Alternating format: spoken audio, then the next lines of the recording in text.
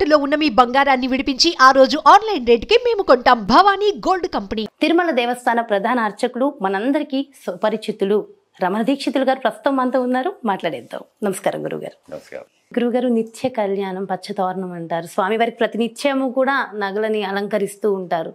అయితే నిజంగా ప్రతి నిత్యము ఆ నగలను అలంకరిస్తున్నారా? స్వామివారికి నిత్యకట్ల అనేది విశేష కట్ల అని 2 రకాల ఆభరణాలు ఉంటాయన్నమాట. నిత్యకట్ల ఆభరణాలు స్వామివారికి మొత్తం బంగారుతో చేసినవి. కిరీటము, కర్ణపత్రాలు, శంఖచక్రాలు, కటిహస్తం, వైకుంఠహస్తం, తర్వాత హారాలు, అష్టోత్తర హారం, చతుర్భుజ లక్ష్మీ హారం, తులసీపత్ర హారం, సహస్రనామ హారం, శాలగ్రామ హారాలు, అందెలు, తర్వాత కంకణాలు, ఇవన్నీ కూడా బంగారుతో చేసినవి. సాలిడ్ అంటే నవరత్నాలు తక్కువగా ఉంటాయి. ఇవి మనం నిత్యకట్ల అంటాం. అంటే మనం శుక్రవారం నాడు స్వామివారికి అభిషేకం తర్వాత అలంకారం చేస్తాం. ఆ వచ్చే వారం లోపల ఏదైనా పండుగ, ఏదైనా ఆస్థానం లేక ఏదైనా ఉత్సవం ఉంటే స్వామివారికి విశేష తిరువాభరణం లేకపోతే నిత్యకట్ల తిరువాభరణం డిసైడ్ చేస్తాం. కాబట్టి ఏది లేనప్పుడు స్వామివారికి నిత్యకట్ల ఉంటుంది. ఏదైనా విశేషం ఉంటే రత్నాలు చెక్కిన కిరీటం, రత్నాల కర్ణపత్రాలు, రత్నాల కటిహస్తం, వైకుంఠహస్తం, శంఖచక్రాలు, మకరకంటి, స్వర్ణ పీతాంబరం, బంగారు పీతాంబరం, ఇవన్నీ కూడా స్వామివారికి అలంకారం చేస్తాం అన్నమాట. మిగిలినవన్నీ స్వామివారికి మామూలుగా ఈ మిగిలిన బంగారు నగలన్నీ కూడా స్వామివారికి అట్లాగే ఉంటాయి. ఇవి మాత్రం ఈ కవచాలు మట్టుకు మారుతుంటాయి. కాబట్టి స్వామివారు ఎప్పుడూ పూర్తిగా నగలు సమర్పించుకునే ఉంటారు, ఒక్క గురువారం తప్ప. ఒక్క గురువారం తప్ప. అయితే ఆ గురువారం విశిష్టత ఏంటి అంటే 7 రోజుల్లో 6 రోజులేమో నేత్ర దర్శనం లేకుండా ఉంటుంది, ఒక్క రోజే నేత్ర దర్శనం ఉంటుందంట గురువుగారు. శుక్రవారం నాడు అభిషేకం జరుగుతుంది. స్వామివారికి నగలు తీయడానికి కానీ పెట్టడానికి కానీ 1 గంట సేపు పడుతుంది. అందువల్ల శుక్రవారం జరిగే అభిషేకం కోసం గురువారం నాడే నగలన్నీ తీసివేస్తాం. నగలన్నీ తీసివేసి స్వామివారి ముఖంలో ఉండే పచ్చకర్పూర నామం ఇరువైపులా కొద్దిగా తొలగించి స్వామివారి యొక్క నేత్ర కమలాలు కనిపించేటట్టుగా పెడతాం. అది నేత్ర దర్శనం. ఇక నగలేవి లేకుండా స్వామివారు పట్టు పంచ, పట్టు ఉత్తరీయం ధరించుంటారు. మెడలో స్వామివారి యొక్క మహాలక్ష్మి యొక్క సదా సమర్పణ అంటారు. శ్రీవత్సం అనేది మహాలక్ష్మి యొక్క డాలర్ ఒకటి ఉంటుంది. ఇవి తప్ప ఇంకా స్వామివారి ఇంకేమి కాదు. గురువారం రోజు ఆ రోజు చాలా స్పెషల్. ఆ రోజు దర్శించుకున్న వాళ్ళకి ఇంకా చాలా బాగుంటుంది అంటారు గురుగారు. అక్కడున్న వాళ్ళు కూడా, బయట సేల్స్ చేసే వాళ్ళు కూడా ఆ రోజు ఖచ్చితంగా అబద్ధాలు ఆడకుండా ఉంటారు అనేది కూడా ఒక నానుడి ఉంది. అంటే మిగిలిన రోజుల్లో అబద్ధాలు ఆడినా స్వామివారు వినరనా? మూర్ఖత్వం, అజ్ఞానం అంతే. అంతేగాని అంతలో నిజమేం లేదు. పోనీ ఏదో ఒకరోజైనా భయపడుతున్నారని మనం సంతోషపడాలి. పునుగు పిల్లికి సంబంధించిన తైలం ఒకటి రాస్తారు ఖచ్చితంగా. దాని గురించి కూడా ఒక స్టోరీ ఉందంట కదా గురుగారు? స్టోరీ ఏం లేదమ్మా, అది ఆగమ శాస్త్ర ప్రకారంగా జరిగేది. స్వామివారు విగ్రహం వచ్చి సాలగ్రామ శిలాబేరం అంటారు. అది మామూలుగా మనం రాతి విగ్రహం కాదు, సాలగ్రామ శిలాబేరం.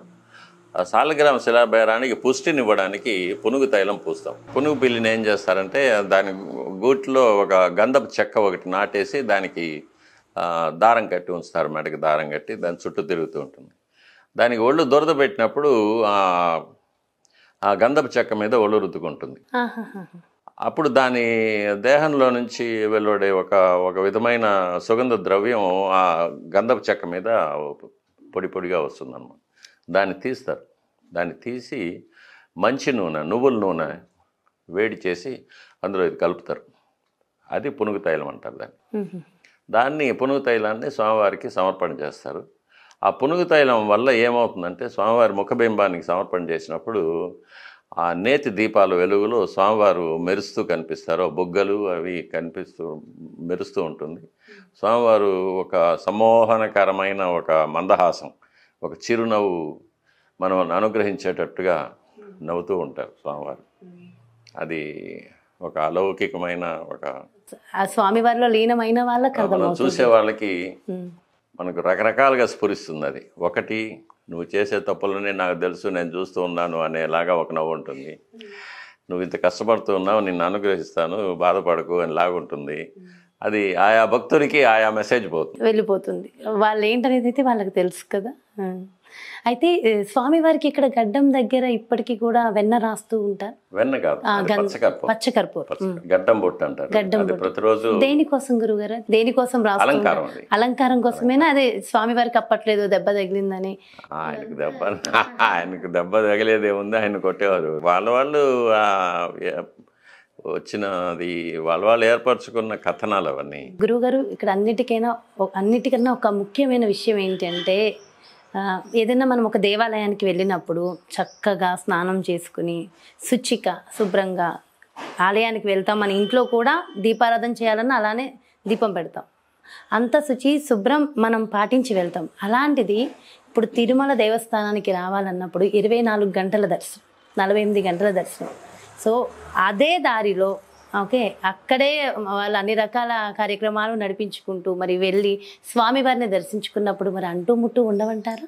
అది మనమే చేసుకున్న తప్పమ్మా. అది ఏదో సంవత్సరంలో ఒకసారి వచ్చి స్వామివారిని దర్శించుకొని ఆయన అనుగ్రహం తీసుకొని పోవచ్చు అనుకుంటే బాగానే ఉండేది.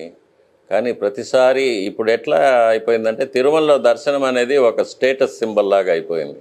మా అధికారాన్ని చూపించుకోవసరం, మా దర్పం చూపించుకోవసరం, అందుకోసం స్వామివారి దగ్గర రావడము, నాకు విఐపి దర్శనమే కావాలనడం, నేను ఇంతసేపు స్వామివారి దగ్గర నిలుచుకున్నానని బయట వచ్చి గొప్పలు చెప్పుకోవడం, ఇవన్నీ సామాన్య మానవుల యొక్క అజ్ఞానాన్ని సూచిస్తాం. ఒక మహానుభావుడు చెప్పినట్టు, మనం స్వామివారిని చూడడం కాదు, స్వామివారు మనల్ని చూడాలి అని. కాబట్టి ఇవన్నీ కూడా భక్తులు మళ్ళీ మళ్ళీ మళ్ళీ మళ్ళీ వస్తూ ఉండడం వల్ల ప్రతిరోజు 70,000 మంది 80,000 మంది దర్శనం చేసుకోవడానికి రావడం వల్ల, అది కొన్ని ఉద్యోగస్తులు కానీ లేకపోతే విద్యార్థులు కానీ వారికి సెలవులు వచ్చినప్పుడే దర్శనానికి రావడం కానీ, జరిగేటప్పుడు ఒక 2 రోజులు సెలవు పెట్టి స్వామివారి కోసం వస్తే సరిపోతుంది. కానీ సెలవులు వచ్చినప్పుడే రావడం, అందువల్ల రద్దీ పెరగడం, దీనివల్ల క్యూ లైన్ పెరగడం, అందువల్ల దర్శన సమయం ఎక్కువ కావడం, ఇదంతా మనం స్వయంకృత అపరాధాలు. ఈ క్యూ కాంప్లెక్స్ కూడా అప్పుడెప్పుడో కట్టింది ఎలా ఉందో అలానే ఉంది, ఎలాంటి మార్పులు చేర్పులు కూడా జరగలేదు గురు. అంటే ఇంకా అప్పుడు కట్టినప్పుడు ఒక 20-25 సంవత్సరాలకు సరిపోయేలాగానే కట్టారు అప్పుడు. కానీ ఇప్పుడు ఆ 25 సంవత్సరాలు అయిపోయాయి, ఇప్పుడు ఇంకా మళ్ళీ పెద్దవి కట్టాలి. అండ్ అసలు స్వామివారిని ఒక గంటలో దర్శించుకుని బయటకు వెళ్ళిపోయే భాగ్యం అందరికీ దక్కుతుందంటారు. కొన్ని ఆర్జిత సేవలకు వెళ్ళిన వాళ్ళు కట్టుకోవచ్చు, ప్రతి ఒక్క భక్తులకి. సుప్రభాతము, తోమాల సేవ, అర్చన, అలాంటివి, అభిషేకం, ఇవన్నీ కూడా భక్తులకు, సామాన్య భక్తులకు అందుబాటులో లేకుండా వెళ్ళిపోయాయి. దీనికి ధనవంతులు లేక అధికారం ఉన్నవాళ్ళు, ప్రాపకం ఉన్నవాళ్ళు, వాళ్ళకి మాత్రమే దొరికే ఒక దురదృష్టకరమైన పరిస్థితి ఏర్పడింది. అయితే దేవుడికి అందరూ ఒకటే అంటారు కదా, ధనవంతులు లేదు, డబ్బున్న వాళ్ళని లేదు, దేవుడికి అందరూ ఒకటే. కానీ మనలో మనకు లేదు కదా. నా దగ్గర డబ్బులు ఉన్నాయి, నేను పెద్ద టికెట్ కొనుక్కొని వెళ్తాను అనేవాళ్ళు ఉంటారు. నా దగ్గర డబ్బులు లేకపోతే నేను క్యూలోనే వెళ్తాను. అయితే భక్తులు కూడా ఎంత ఇబ్బందులు పడుతూ కూడా అంత క్యూ లైన్లలో అన్నన్ని గంటల నుంచి కూడా స్వామిని చూసేసరికి ఒక్క నిమిషం మళ్ళీ వచ్చేస్తూనే ఉంటారు. దానికి కారణం ఏమై ఉంటుందంటారు గురుగారు? అది స్వామివారి గర్భాలయంలో ఉన్న ఒక విశేషం. అది అక్కడ కొన్ని వేల సంవత్సరాల ముందు ప్రతిష్ఠించబడిన, నేను చెప్పినట్టు ఆవరణ దేవతలు, ద్వారపాలకులు, వీళ్ళందరి యొక్క దివ్యమైన శక్తి వలయాలు ఏర్పడి ఉంటాయి.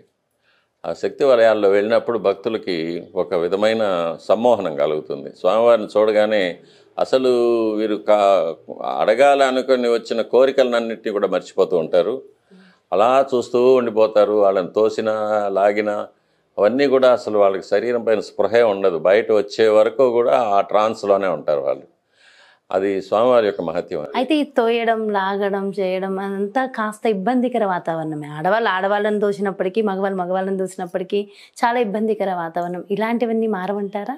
అది పరిస్థితుల్లో దాని గురించి నేనేం చెప్పలేను. అది అధికారులకు సంబంధపడిన విషయము. అయితే స్త్రీలు గురువుగారు ముఖ్యంగా 24 గంటల ఈ దర్శనంలో ఉన్నప్పుడు స్త్రీలకు అనేక రకాల ఇబ్బందులు వచ్చే అవకాశం ఉంటుంది. తెలియదు కూడా ఇప్పుడు వస్తుందో.